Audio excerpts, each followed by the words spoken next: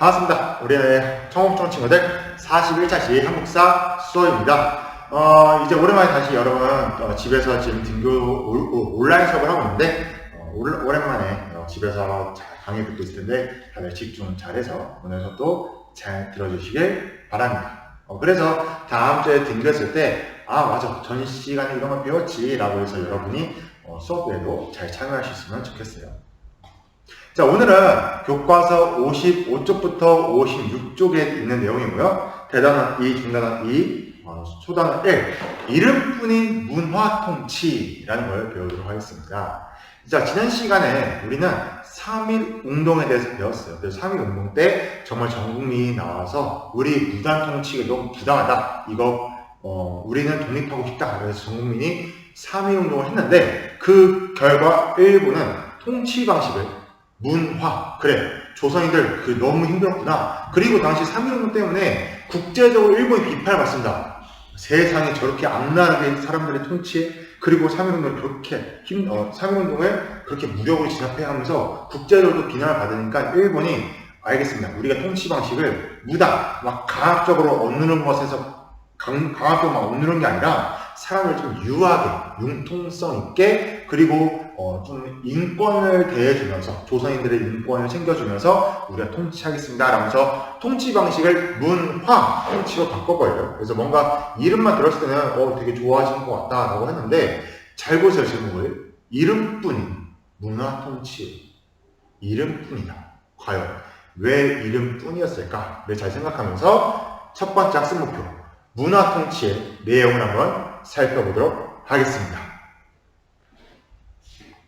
자, 첫 번째 학습 목표 문화 통치의 한번 내용을 살펴보도록 하겠습니다. 일본은 당시 3.1운동이 일어나자 당시 문화 통치로 이름을 바꿨는데요. 통치 방식을 바꿨는데요. 자, 우선 배경부터 살펴보면은 그 배경은 3.1운동 때문에 일본이 이렇게 격렬하게 무단 통치에 대한 저항을 우리가 독립운동에 대한 의사를 내비치니까 조선인들이 독립해서는 안 되지. 우리한테 더 이상 저항을 하면 안 되지. 그래. 그럼 조선인들 너희의 의견을 수렴해 주겠다라고 하면서 통치 방식을 바꿉니다. 그게 바로 문화 통치였고 그래서 문화 통치의 배경은 3.1 운동이었습니다. 하지만 자, 문화 통치의 그럼 내용들을 볼게요. 그럼 일본은 과연 통치 방식을 어떻게 바꿨는지 한번 보도록 할게요.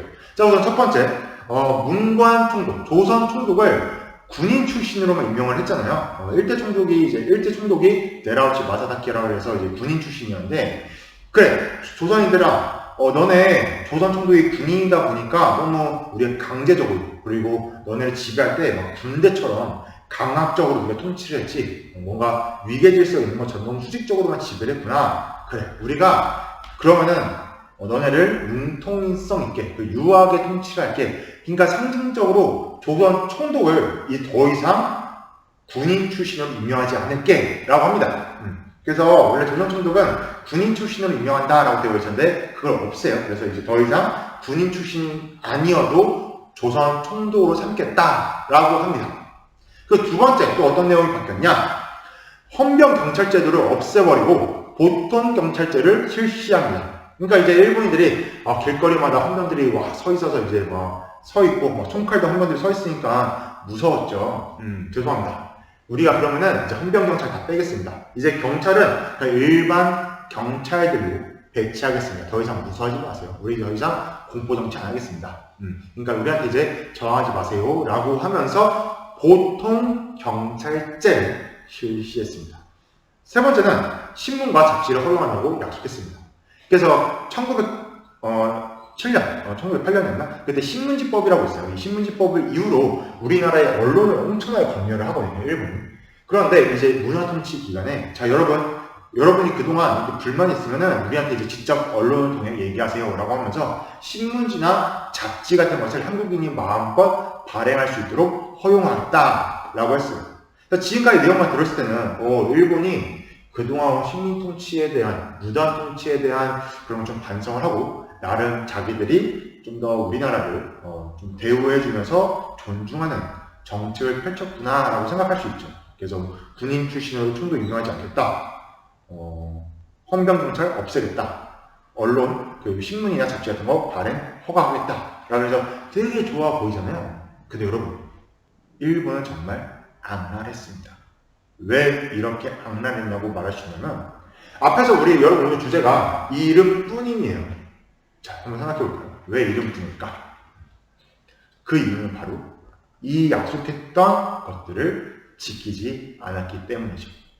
정말 이름만 뿐이었어요. 정말 겉으로는 우리한테 잘해줄게. 국제적으로도 우리 이제 통치 방식 바꿨습니다. 문화 통치입니다. 조선인들 정말 대우 잘합니다. 라고 이렇게 하면서 실상은 전혀 지켜지지가 않았어요. 정말 나쁜 거죠. 자, 하나하나 살펴볼까요? 자, 우선 여러분, 일본은 분명 총독을 군인 출신으로 임명하지 않겠다라고 했습니다. 하지만 역대 총독들 사진 한번 볼까요? 자, 여기 보면 지금 역대 총독들 사진이 나와 있는데 정말 놀랍게도 이 사람들, 역대 총독들 다 군인 출신입니다. 이게 뭐 하는 겁니까? 군인 출신으로 임명 안 한다 해놓고는 모든 총독들을 군인 출신으로 임명합니다. 정말 일본은 말뿐이었죠. 자, 두 번째 공약. 일본의 문화통치 공약이 보통 경찰제였는데, 자, 교과서 아마 55쪽에도 옆에, 56쪽에 아마 그래프로도 나와 있을 거예요. 55쪽? 거기 보면 그래프로도 나와 있을 텐데, 이 그래프 한번 볼까요? 군인 경찰수의 증가 그래프인데, 지금 보면 알 수 있듯이 보통 경찰을 실시한다고 해놓고는 경찰 인원을 엄청 많이 증가시킵니다. 이 말은 뭐냐? 일본이 더욱더 우리를 쪼아버린다는 거죠. 더욱더 조선이 참여를 두 번 다시 우리한테 저항하지 못하게, 어디선가 독립운동하지 못하도록 경찰 인원을 엄청 증가시킵니다. 그래서 두 번 다시는 조선이 우리한테 저항하지 못하도록 우리가 통제하자고 해서 경찰 인원을 증가했습니다. 그러니까 겉으로만 헌병 경찰이 아니면 뭐 어떡합니까? 이렇게 경찰 인원을 증가시킴으로써 일본이 우리나라를 더욱더 통제하게 되었다. 자, 세 번째 정책 내용. 신문과 잡지 발행을 허용하겠다라고 했는데, 그 당시 한번 신문 볼까요? 선생님, 신문 맞아요? 편집되기 전인가요? 라고 할 수 있을 텐데, 지금 카메라 초점이 잘 안 맞죠? 카메라 좀 저렴한 거라 그런지 초점이 잘 안 맞네요. 미안해요. 자, 그래도 이미지는 잘 보이죠? 자, 여기 보면 알 수 있듯이 신문에 지금 구멍이 빵빵빵빵 나있죠? 왜 빈칸이 많아요? 왜 이런가? 그 이유는 뭐냐면, 일본이 신문 발행 전에 우리나라 신문을 다 가서 검사합니다. 막 검사를, 나니? 이거 뭐야? 막 이러면서, 아니, 이거는 일본의 불리한 내용이 들어있거든. 일본을 비판한 내용이 들어있다. 이런 거는 다 빼버려. 라고 합니다. 빼. 그러니까 신문사에서, 야, 이거 뭐 내일 신문인데 일본 이거 당장 빼내. 이래서 막 그 내용 바꿀 수가 없으니까 이런 식으로 그거를 하얀색 종이를 덧대서 그냥 인수해버리는 거죠. 그래서 당시에 일본의 문화통치 기간에 신문과 잡지 발행을 마음껏 해라 라고 했으면서 실상은 다 검사를 하고 자기들한테 불리한 내용이 있으면 다 빼버렸다는 점. 그러니까 정말 일본은 겉으로 우리한테 잘해주는 척 했지만 실상은 하나도 안 지켰기 때문에 이것을 이름뿐인 문화통치다 라고 하는 거죠. 일본은 그럼 왜 이렇게 이름뿐인, 어차피 문화통치는 실상은 우리나라 통제하고 압박하고 독립을 못하도록 막 저지하는 건데 왜 그러면 문화통치하고 이름을 바꿨냐? 그 겉으로 왜 이렇게 잘해주는 척을 했냐? 그게 중요하죠. 여러분, 역사를 공부하는 이유는 생각하는 힘을 키우기 위해서예요. 선생님이 왜 그랬을까? 라는 질문을 던졌을 때 하지 말고 한번 여러분도 왜 그랬을까? 왜? 라고 해서 좀 더 한번 생각해 보세요. 왜 일본은 겉으로 이렇게 잘해줄 척을 왜 했을까요? 자, 다들 생각하셨죠? 많은 역사학자들은 이렇게 해석을 합니다. 아마도 일본이 겉으로 우리한테 잘해주는 척 하니까 넘어오던 사람들이 있었습니다. 그 사람은 누구냐? 바로 친일파. 이때 일부 독립운동가들도 생각이 좀 바뀌어요. 야, 일본이 무단 통치를 안 하고 자기들이 우리한테 보호해주면서 우리들을 좀 대우해주겠대. 약간 이런 일본의 달콤한 속삭임에 넘어가는 사람들이 생깁니다. 그러면서 친일파들이 생기기도 돼요. 생기는 건 아닙니다. 실제로 어떤 독립운동가들 중에서도 친일파로 변절된 사람들도 있어요. 일본의 이런 문화통치 정책을 보고. 근데 이들은 실상이 하도 안 지켜졌다라는 걸 모르고 이제 일본 땅에 선 사람들이 많습니다. 그러면서 어떤 일이 생겼냐면은 우리 민족끼리 싸우기 시작합니다. 야, 일본이 이제 우리나라 보호해주겠대. 야, 일본이 이제는 우리나라 무단으로 통치하는 게 아니라 문화로서 통치를 하겠대. 야, 우리 일본 밑에서 좀 힘을 기르자 라는 사람이 막 생겨나면서 어떤 독립운동가들 어떻게 일본 밑으로 들어갈 수 있냐 하면서 민족끼리 서로 싸우게, 즉 우리의 민족을 분열시키기 위해서 이런 문화 통치를 실시했습니다. 정말 악랄한 정책이었죠. 그래서 일본이 생각을 한 거죠. 우리가 무단 통치가 왜 실패했을까? 왜 조선인들이 3.1운동을 왜 일으켰을까? 그래, 조선인들이 똘똘 뭉쳤기 때문이야. 우리가 막 강제로 억누르니까 사람들이 뭉쳤어. 이거를 퍼뜨려서 자기들끼리 싸우게 시켜야겠다. 그러려면 우리 편을 만들어야지 하면서 우리 조선인들에게 좋은 적적들을 펼쳐주겠다라고 하면서 자기 친일파들을 양성합니다. 그래서 민족 분열을 위해 이렇게 이른분이 문화 통치를 실시했다는 점이죠. 정말 일본은 악랄하게 우리를 통치했습니다. 그래서 첫 번째 학생목표 정리하면 일본은 이른분이 문화 통치를 통해 당시의 민족 분열 정책을 실시했다라고 기억하시면 돼요. 그럼 두 번째 학생목표를 한번 건너가 보겠습니다.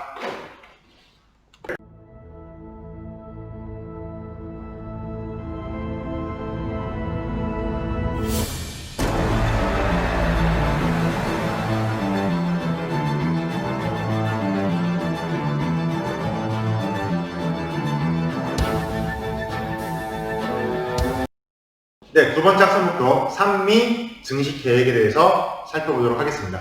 산미 증식 계획이 뭐냐면 산미, 생산한다. 뭐를 생산하면 쌀을 생산한다는 거예요. 쌀 생산량을 증식, 불리겠다라는 게 산미 증식 계획이죠. 선생님, 쌀 생산량을 증가시키면 좋은 거 아닌가요? 맞아요. 쌀이 생산량이 증가되면 우리나라 사람들 먹고 살 쌀이 많아지잖아요. 되게 좋아 보이잖아요. 하지만 이것 또한 일본이 약간 우리나라 잘 살게 해주겠다라고 하면서 실상 자기들의 이권을 챙기는 그런 모습을 보입니다. 자, 우선 산미 증식 계획이 실시됐던 그 배경을 살펴보면은 일본은 1920년대부터 본격적인 공업화를 들어갑니다. 그러니까 일본 땅이 거의 다 공장이 만들어져요. 그러다 보니까 공장이 들어섰고 공장이 들어섬에 따라 농사 지을 땅이 부족해집니다. 그러니까 일본은 쌀 생산량이 감소가 돼요. 그래서 이 부족해진 쌀을 조선에서 뺏어오자. 근데 조선에 지금 쌀 생산량이 적으니까 어떻게 하면 조선에서 쌀을 많이 뺏어올까? 그래, 조선의 쌀을 증식시키자. 그래서 조선에서 쌀을 많이 키워내서 거기서 나오는 쌀을 우리가 다 뺏어오자는 정책이 산미 증식 계획인데요. 그 내용을 살펴보면 일본은 정말 20년대 때 엄청나게 농토에다가 좋은 거름을 막 줘요. 좋은 거름을 막 주고 그 쌀이라는 작물, 그 벼라는 게 물이 좀 많이 필요한 작물이에요. 그래서 이렇게 수로, 저수지라든지 물을 갖다 쓸 수 있도록 수로를 막 파줍니다. 파주고 그리고 좋은 쌀 품종을 막 갖다 줘요. 근데 여러분, 그래서 쌀 생산량이 증가가 되는데 방금 말했던 좋은 쌀 품종 그리고 수로 파주고 막 거름 줬다 했잖아요. 그냥 준 게 아니라 좀 비싸게 팔아먹어요. 근데 문제는 이 땅 주인들이 뭐 거의 비싸도 상관이 없어요. 왜냐면은 이 비싼 그 비료, 관계수로 시설 비용, 그 품종값들을 조선인 소작농, 땅이 없어서 남의 땅 빌어먹는 그 소작농들한테 부담을 시킵니다. 조선인들의 부담이 더 커져요. 그러니까 야 너네 이거 심으면 쌀 더 많이 난대. 대신에 좀 비싸. 그러니까 강제로 사기 시킵니다. 그리고 뭐 너네 물 갖다 썼지? 너 물 갖다 쓴 비용 내. 막 이런 식으로 좀 부담을 많이 시켜요. 실상은 조선인들이 수탈이 더 심했다. 그리고 잠깐 이 그래프 한번 볼까요? 이거 산미 증식계획 그래프인데 1920년대부터 30년대 딱 지금 그래프 보면은 쌀 생산량이 점점 증가된 거 맞습니다. 맞아요. 정말 쌀 생산량이 증가되었네. 보이죠? 하지만 잘 보세요. 여기 아래에 다른 그래프도 있죠. 조선인 1인당 쌀 소비량이 나와 있는데요. 소비량이 늘었나요? 줄었나요? 그렇죠. 소비량은 점점 줄어듭니다. 이 말은 뭐냐? 쌀은 증가돼요. 근데 조선인 소비량 줄어들어. 이게 뭐지? 왜 줄어들었을까요? 왜? 한번 여러분이 생각해 보세요. 그렇죠. 자, 잘 정답을 생각했을 텐데, 이것은 뭘 나타내느냐? 일본이 쌀을 증가시켰는데, 증가시킨 만큼 일본으로 뺏어갑니다. 그러니까 조선 내에 쌀이 없는 거예요. 조선에서 쌀을 100가마, 1000가마, 10,000가마 생산한 거를 일본이 다 뺏어가요. 그러니까 조선의 쌀 생산량이 없어집니다. 그러니까 쌀 생산량보다 수탈량이 훨씬 더 많습니다. 그러니까 그 쌀들을 다 일본에 가져갔고 조선의 쌀이 없어진 상황이 된 게 이 그래프의 이 그래프인 거죠. 그래서 이 삼미진식계의 결과가 뭐냐면 오히려 조선인들이 살기가 어려워졌고 조선인들이 쌀이 부족해지니까 조선인들이 식량을 못 먹으니까 저기 만주와 연해주에서 보리나 콩이나 수수 같은 걸 수입해서 콩밥을 먹어요, 우리는. 그러니까 막 제대로 된 작물을 구해서 먹지를 못했다, 쌀을 먹지 못했다 라는 거죠. 일본은 겉으로는 우리나라 사람들한테 쌀 생산량 증가시켜서 너네 배불리 먹게 해줄게 라고 하면서 실상은 다 뺏어갔고 심지어 그러한 비용까지 다 조선인에게 부담시켰다. 정말 악랄했다라고 보시면 되고, 참고로 또 다른 경제정책, 회사령인데요. 1910년대 일본이 회사령이라는 걸 통해서 당시에 조선 내에서 회사를 만들려면 조선 총독의 허가가 있어야 된다라고 했잖아요. 이거를 신고제로 바꿉니다. 이제 더 이상 조선 총독의 허가가 없어도 회사를 만들겠다고 신고만 하면 이제 회사를 설립할 수가 있었어요. 이것도 겉으로 보자면 되게 좋아 보이죠. 그럼 왜 일본은 왜 이제 더 이상 조선에 허가가 없이 회사를 만들 수 있어요 라고 했을까요? 이것도 한번 생각해 보세요, 여러분. 좀 어렵죠. 근데 여러분 이렇게 역사에서 계속 생각하고 왜 이렇게 꼬리를 무는 질문을 하셔야 돼요. 왜 이들이 회사령을 신고만 해도 회사를 차릴 수 있다라고 했냐면 더 이상 조선인 중에 회사를 차릴 만한 자본가가 없었어요.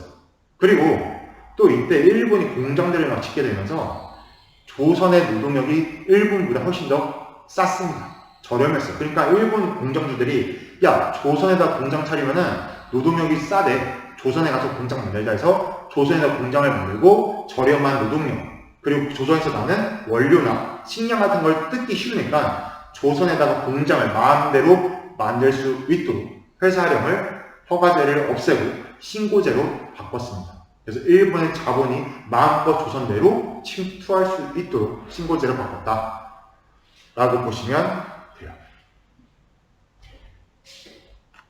자, 오늘 수업한 내용 정리를 하도록 하겠습니다. 일본은 겉으로 문화통치, 이제 이름뿐인 문화통치를 했다는데, 일본은 이름뿐인 문화통치, 우리나라한테 잘해주는, 국제적으로는 이제 우리가 조선을 문명국으로 대우해주겠다, 조선인들을 잘 대우해주겠다라고 하면서 실상은 전혀 도지키지 않았다. 그죠? 문관 중독도 이렇게 군인 출신으로 임명하지 않겠다라고 했으면서도 한 번도 문관 중독, 그러니까 군인 출신이 아닌 사람을 임명한 적이 없었고, 그리고